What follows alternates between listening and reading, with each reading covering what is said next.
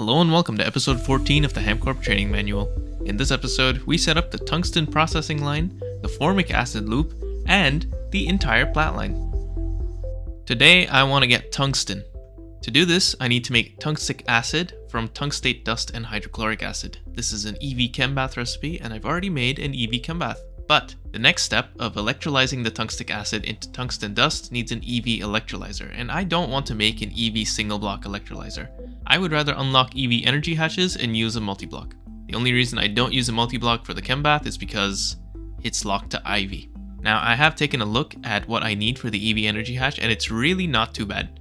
First, I need to get some phosphorus, which I have patterned as an electrolysis recipe from phosphate. So let's get some phosphorus.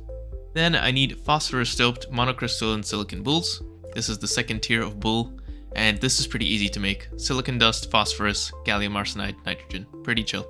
It takes a while though. 10 minutes at HV. I'm running my machines at EV, so it's going to take me 5 minutes, but I'll get those going. After that, I can cut them to make phosphorus-doped wafers. This has to be done in a clean room, in an at least HV cutter, which I have. With those wafers, I can make different chips. And actually, these unlock some better circuits as well. So with the yellow lens, I can make system-on-chip or SOC wafers, which I can cut into SOCs. The pink lens lets me make NOR memory wafers, which can be cut into chips, of course. Gray lens makes NAND chips, and brown lens makes MPIC chips. Medium power IC, I guess? Anyway, these are used in the actual EV energy hatch craft, so I need these. I also need an EV assembler, but I already have one. I've preemptively made a couple of these glass lenses and some laser engravers, and I'm going to set them up in the clean room. Luckily, there are HV recipes for all 4 of these. I don't need EV laser engravers. And I say luckily because those are a bit of a pain to make. I need quantum eyes, which means I need a radon, which means I need to do a lot of stuff. But that can wait until later. Not that much later though. I'm pretty sure I need radon relatively soon. Once I have EV energy hatches, I don't know, do I want to go through and upgrade everything to EV? Probably not, because I don't have the power to sustain something like that. So after the EV energy hatch, I'm probably going to have to think about power generation again. But first, tungsten, and probably also the Platline.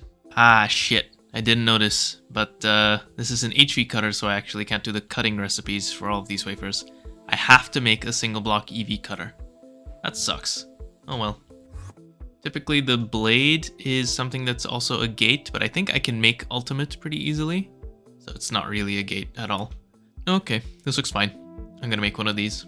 I am partaking in some pretty funny gameplay right now. Turn the machine on, run it at HV. Well, run it at EV, but supply HV power. And then turn it off and wait. This is really silly. But as soon as this one craft is done, I can craft an energy hatch and then I can do it properly. So I don't mind juggling it for now. Now that that's done, the final thing I need for the EV energy hatch is a little bit of platinum. Now I don't need to do the full Platline for platinum. Of course, it would be better if I did, but I have access to sheldonite. Now I haven't done the math, but I assume the optimal way to process this is to first chembate this in mercury to get a little bit of extra palladium. Actually, a lot of extra palladium, 70% chance, plus 5.8 per tier, and some purified sheldonite. And then this sheldonite can get chem reacted for platinum grouped sludge. I haven't done the math again, but I assume this is the best way to process it. However, it's not the only way to process it. I can just continue on with ore processing as usual until I get sheldonite dust, and then that can be electrolyzed for straight up platinum dust. It's 2 to 1. Meanwhile, if I do it with the full Platline method, it seems like it's 1.5 to 1, so it's quite a bit better. Plus, if I do the Platline way, I get all the other Plat group metals like osmium, iridium, ruthenium, rhodium. So I'll get to that, but for now I need a bit of platinum to get started, so I'm just going to manually process maybe 3 stacks of sheldonite ore. That should be a stack and a half of platinum dust, which should be enough to get started. Actually, let's do 4 stacks. Sick. EV energy hatch. One thing that's special about EV is now I get access to multi-amp energy hatches. For example, I can make the 4-amp EV energy hatch. This allows me to overclock to IV speeds, but it does not allow me to tier skip. In this mod pack, it's called speed overclocking compared to normal overclocking. I think that's confusing, and I have been using this terminology for a while, so I'm going to continue to do so. But I call it tier skipping if you can do the next tier recipes, and I just call it overclocking if it's a speed increase. So these allow me to overclock, but they don't allow me to tier skip. Same thing with the 16 amp energy hatch. This allows me to run machines 2 tiers up in speed, but of course I can still only do EV recipes. 2 tiers up is huge, especially because so many of these multis are perfectly overclocking multis. In the upcoming update, this will no longer be true, but for now, I can put in the multi-amp energy hatches and everything's going to be 16 times faster than it is, which is crazy. But yeah, in the future, there will be no more multi-amp compatibility, which honestly is totally fair. These are already pretty busted. Anyway, I'm going to make some EV cables and stuff over here, an EV line, and an EV converter so that I can upgrade the cutting machine, and then I can make more of these easily. The 4 amp and 16 amp EV energy hatches honestly can wait because I don't really make power enough to sustain them for any reasonable amount of time, so it's kind of a waste for me to make them right now. Let's get back to tungsten once I'm done here. Here's tungsten. Things are once again on a subnet. I don't think I actually need this controller. Yeah, it's only 8 channels, so I could get rid of this controller, but I'm gonna leave it. It doesn't really matter. So what I have here is the interface with the mainnet. I am pulling tungstate dust from the mainnet. The mainnet is able to see that storage, and I wanted to route things through the mainnet, which I didn't do for titanium, and I probably should. But I wanted to route it through the mainnet because that seems a bit more organized to me. So I pulled tungstate dust from there, and that's it. That's all I need from the mainnet. Everything else is recycled. Chembath plus hydrochloric acid makes tungstic acid and lithium chloride, both of which are electrolyzed in here to get tungsten dust, oxygen, which is a byproduct, lithium, which is a byproduct, and chlorine and hydrogen. Chlorine and hydrogen are sent through these output hatches into this LCR where it's combined back into hydrochloric acid, which goes and is stored in the Chembath. The 2 dusts are stored in these drives with overflow voiding, and that's what I exposed to the mainnet on this storage bus. So I can see the tungsten dust and the lithium dust. I could probably just hook up the oxygen here. I don't really care about the oxygen. I'm not exactly low on oxygen. So I have it set to overflow void, and why not? Let's put a storage bus on it. And that's that. That's tungsten. Here's something I just remembered. Galena and sphalerite. I had them routed through the whole ore processing thing, but I actually should not have done that.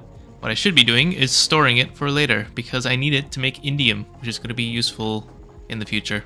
Indium is made with indium concentrate, which is purified galena and purified sphalerite. So I'm going to purify them in the ore washing plant and then just store them in these drawers for now. And now let's look at the Platline. This is probably the longest single processing line yet, but honestly it's not that long. I kind of want to just jam it in as few machines as possible as a challenge, even though that's objectively a bad idea because it's not going to scale, but it sounds fun, so I'm going to do it anyway. The first step is to get platinum group sludge. This is from a bunch of different ores. They all take the ore, the purified ore, and nitric acid. So I'm going to have to set up nitric acid, and I will always get some sulfuric nickel solution or sulfuric copper solution back. Both of these are electrolyzed in the same way to get sulfuric acid, oxygen, and either nickel or copper. So it's just a straight up byproduct. This sludge dust is centrifuged in aqua regia, which is made with nitric and hydrochloric acid. I'm probably just going to pass of this though. There's probably a loop, I would imagine, but I don't really care. I'd rather just pass of it. This will get me raw platinum powder, raw palladium powder, inert metal mixture, rarest metal mixture, and platinum sludge residue. The sludge residue is just a byproduct of silicon dioxide and gold, so that's just another centrifuge recipe. The raw platinum powder is electrolyzed for platinum. The raw palladium powder is chem-reacted for palladium with the hydrochloric acid and also with hydrochloric acid, and you also get ammonium chloride back, so I can probably electrolyze that for the hydrochloric back. Yep, and some ammonia. So this hydrochloric acid is actually looped. The inert metal mixture gives you rhodium and ruthenium. The rarest gives you iridium and osmium. We'll come back to those. For now, I just want to set up platinum and palladium. And I know I said that I'm going to do everything in like one LCR or something, but I don't know, maybe I'll change my mind. For now, that's the plan, but who knows what I'll be back with. First things first, nitric acid. This is pretty fast to make. In GTNH, this is a massive bottleneck, but here it's really, really fast to make. So as you can see, I'm doing it in 2 LCRs, even though I can do it in 1. There is a circuit 24 skip recipe.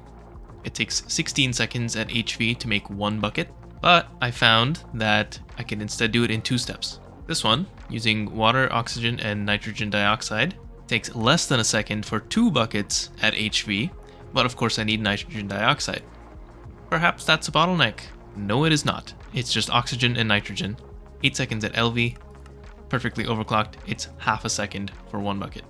So really it's like 1.5 seconds for 2 buckets of nitric acid here. And like, look at it. It's coming in so quickly. It's pretty awesome. Now I can make my aqua regia and I can set up my Platline. Okay, the setup is partially done. It's not wired up and it's not connected to AE2 yet, but it's almost there. So these 4 machines are just the beginning. It's to get all of these different materials, also makes the aqua regia and the platinum group sludge, also recycles the sulfuric, copper and nickel solutions. So this LCR mixes the ore with the nitric acid to get sludge dust. This electrolyzer recycles the sulfuric solutions. This mixer makes aqua regia, and this centrifuge makes the actual dusts. Of those dusts, I currently process 2 of them in these 2 machines. The raw platinum powder is the most easily processed. You just electrolyze it and you get straight platinum out. Super simple. There's no loop, there's no sifting. Oh my god, the sifting. So that's just here, these back 3 hatches and super tank. And then this LCR processes the palladium. I get raw palladium powder, which I react with hydrochloric acid to get the palladium dust out and the ammonium chloride dust, which is electrolyzed. I think I've been through this already, but that electrolysis happens right here. So that's the first 2.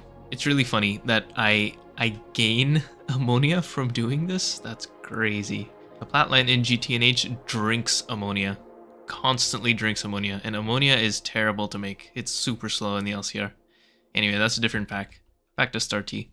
I have 3 more dusts to process. The platinum sludge residue, I really think I could probably just reuse the centrifuge to process it. I don't think the centrifuge is going to be bottlenecking. Well, maybe it might. It's kind of the final step of the process. I don't know, we'll see. But if there is the ability for me to just centrifuge that here, I will. So that's kind of considered done. The last 2 things left are inert metal mixture and rarest metal mixture.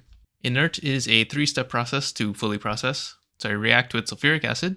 That gets me ruthenium tetroxide, rhodium sulfate, and some hydrogen, which is a byproduct. The tetroxide, you react with carbon to get ruthenium and carbon dioxide. And rhodium sulfate, you electrolyze. So that's how you get everything back. And I have a feeling that all of these materials can be recombined into the sulfuric acid. I expect that everything is hopefully correct stoichiometrically. This should mean from 6 inert metal mixture, I get 1 rhodium, 1 ruthenium, and 4 buckets of oxygen. If that is the case, I'm just gonna do the recycling locally in a machine or something. And finally, the rarest metal mixture. Similar thing, I expect 7 dust to give me 1 iridium, 1 osmium, 4 oxygen, and water. You mix this with hydrochloric acid, you get iridium metal residue, acidic osmium mixture, and hydrogen gas again.